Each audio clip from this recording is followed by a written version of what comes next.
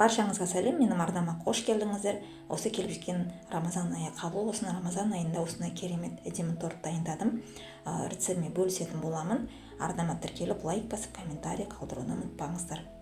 Алдымен біз осы ыдысымызға балымызды, қантымызды және де сармайымызды салып, су буына қоятын боламыз. Мұны су буына қойып, осылай жақсылап ерігенше қоямыз, және де үстіне ас содамызды салып, жақсылап араластырып біріктіреміз. Бізде осындай пенка пайда болады. Енді осы пенкамыз бізді қоңқай түске енгенше дейін су буында ұстайтын боламыз. Мына осындай қоңқай карамельный цветке енеді. Ендігі үстіне жұмыртқамыз салып, барлығын жақсылап араластырып аламыз.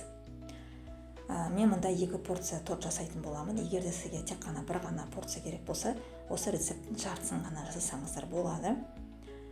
Мына ұнымызды бөліп салып, осы қамырымызды жинап аламыз, біріктіріп.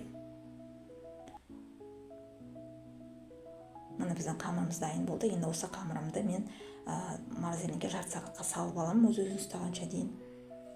Мына жарты сағаттай тұрды. Ендігі осы қамырымды бөлшектерге бөліп, барлығын пісіріп алатын боламыз. Осылай бөліп аламыз барлығын. Міндетті түрде пергаментте бумаға жайып, үстіне ұнымыз салып, осы қамырымызды толық жайып шығамыз. Өте қалында емес, қатты жұқада емес, орташа қылып қамырымызды жайып шығамыз.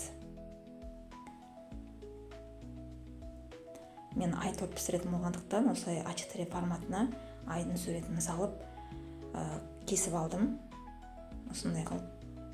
Осыдан қамырымыздың үстіне бірдей қойып, өлшеп, барлығын кесіп шығатын боламыз. Бізге 3 корж керек болады. Сол себептен осылай қамырымыздың 3 рет осылай ай суретін кесіп алатын боламыз. Жан-жағын тегістеп, жақсылап кесіп аламыз.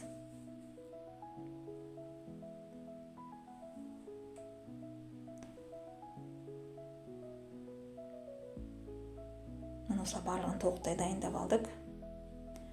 Енді осы ай торттың қасына мен жұлдызша пісіретін боламын. Оны да осылай қамырын жайып, ол жұлдызшаны да мен осылай А4 форматына салып қиып алдым. Осы қамырымызды үстіне қойып, бұл жұлдызшадан да 3 дана корж кесіп алатын боламыз. Мұны барлығын осылай кесіп алып, дайындап алдық. Енді осыны 180 градуста қызарғанша пісіріп аламыз. Ендігі біз кремін дайындаймыз. Мұнда менде творожный сыр, салқын және қант, және де салқын гликемімізді құйып, жақсылап миксерлеп, өз-өзін ұстағанша дайындап аламыз кремімізді. Ендігі мына менің қамырым бәрі дайын болды. Корждарым, ендігі тортымызды жинаймыз.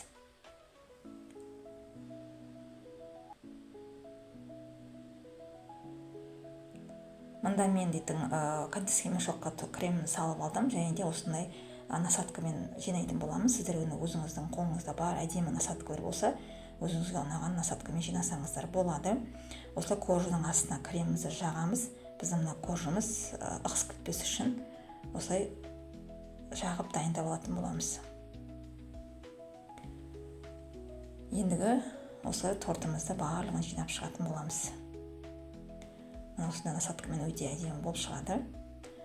Ендігі осы жинап алғаннан кейін ортасына қаламұша неше түрлі жемшеліктер қосаңыздар болады. Киви, клубника, болмаса джем, болмаса ештеңе қоймай-ақ осылай кремні өзімен жинасаңыздар да болады.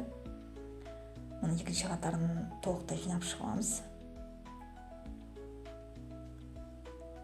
Мұны үшінші қатарын салдық.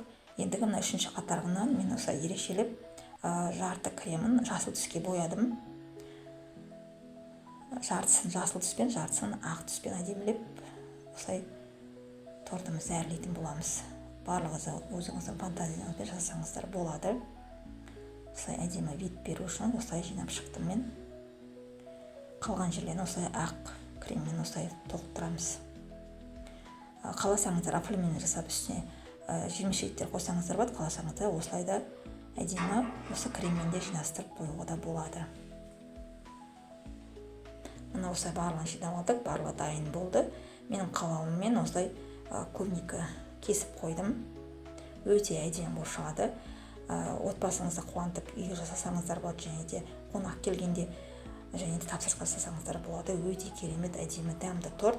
міндетті түрде жасап көріңіздер, сіздердің көңілінен шығатынына сенімдімін.